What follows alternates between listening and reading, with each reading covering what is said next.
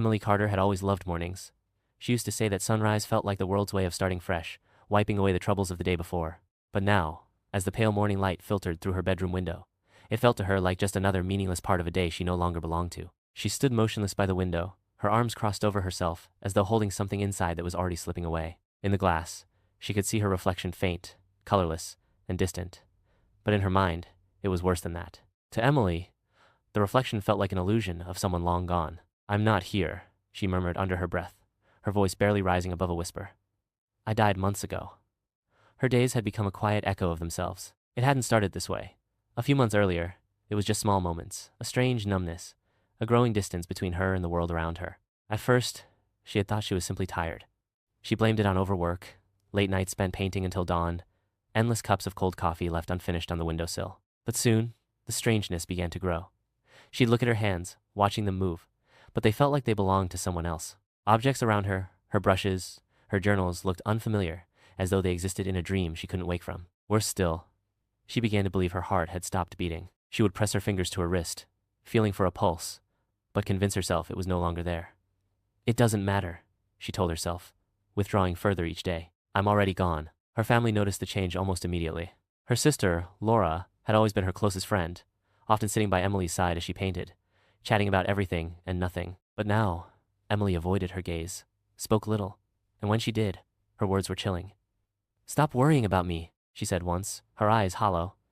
"You can't help who's already dead." Laura tried everything. She cooked Emily's favorite meals, played their childhood songs, even flipped through old photo albums in hopes of sparking recognition. But Emily only stared at the photographs like they were relics from a life she no longer claimed. "That girl is gone," Emily whispered, tracing her fingers over an image of herself as a child. "She doesn't exist anymore." Behind Emily's silent struggle was something few people understood. She was suffering from Cotard syndrome, a rare and devastating condition where a person truly believes they are dead, no longer exist, or have lost vital parts of their body or soul. Her mind, trapped in a labyrinth of distorted reality, convinced her that she had vanished from the world, even as life pulsed all around her. The condition, though rare, is severe. Doctors know that Cotard syndrome is linked to dysfunction in areas of the brain responsible for emotions and recognition. It often accompanies severe depression or psychosis. But for those experiencing it, like Emily, the delusion feels entirely real as the ground beneath their feet or the air they breathe, if they believe they breathe at all. For weeks, Emily drifted like a ghost in her own home. She stopped eating, convinced she no longer needed food. She avoided the sunlight, feeling no warmth from it. Her once vibrant paintings sat untouched, covered in dust. It seemed to her family that she was slowly fading away before their eyes. But Laura refused to give up. Late one evening, she reached out to a psychiatrist, her voice tight with fear as she described Emily's symptoms. The doctor listened carefully, and then, with quiet certainty, he gave the answer Laura had been desperately searching for.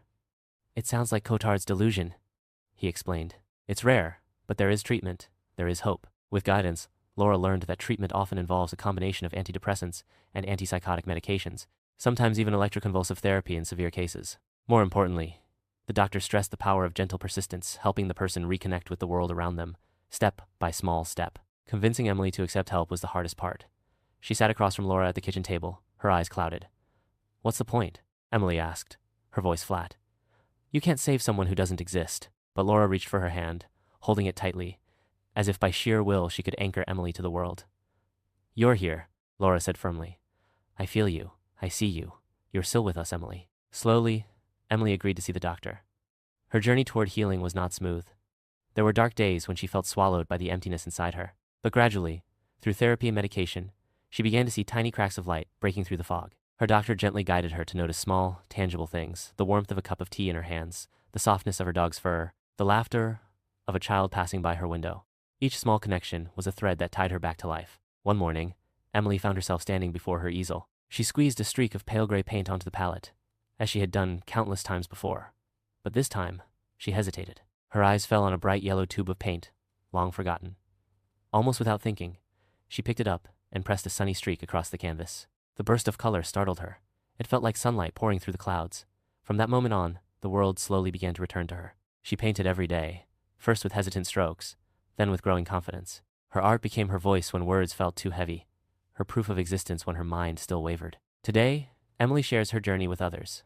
She speaks openly about Cotard syndrome, raising awareness to help others understand this misunderstood syndrome. "There were days," she says, "when I felt certain I had vanished from this earth. But I learned that even when you feel lost, you are still here. You are still alive, and there is always a way back. She reminds people that Cotard syndrome, while rare and frightening, is treatable. With early intervention, compassionate care, and the right medical support, recovery is possible. Emily stands as living proof of that truth. As she steps outside into the bright morning sun, she feels its warmth, not just on her skin, but deep within her heart. For the first time in what feels like forever, she smiles a quiet, genuine smile that says, I am here, I am alive. And indeed, she is.